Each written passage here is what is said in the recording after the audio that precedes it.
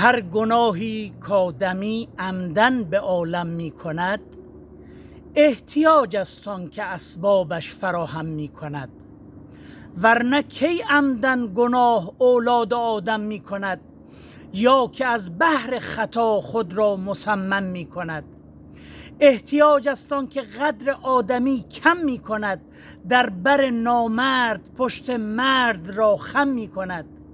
احتیاج است آن که زود طبع بشر رم می کند، شادی یک ساله را یک روزه ماتم می کند. ای که شیران را کنی روبه مزاج، احتیاج ای احتیاج.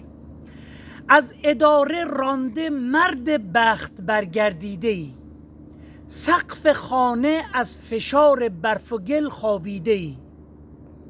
زن در آن از هول جان خود جنین زاییده ای، نعش 10 سال پسر در دست سرما دیده ای.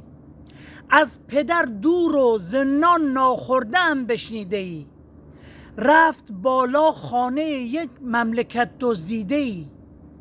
شد ز راه بام بالا با تن لرزیده ای، اوفتاد از بام و شد نعش ز هم پاشیده ای.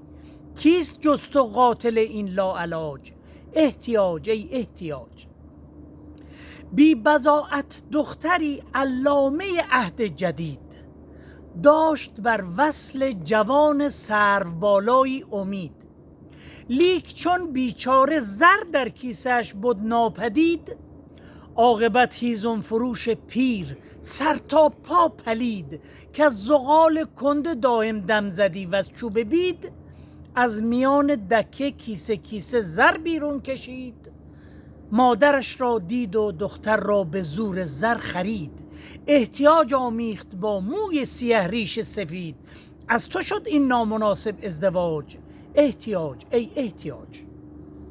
مردکی پیر و پلید و احمق و معلول و لنگ، هیچ نافهمید و ناموخته غیر از جفنگ. روی تختی با زنی زیبای در قصری قشنگ، آرمیده چون که دارد سکه سنگ زرد رنگ.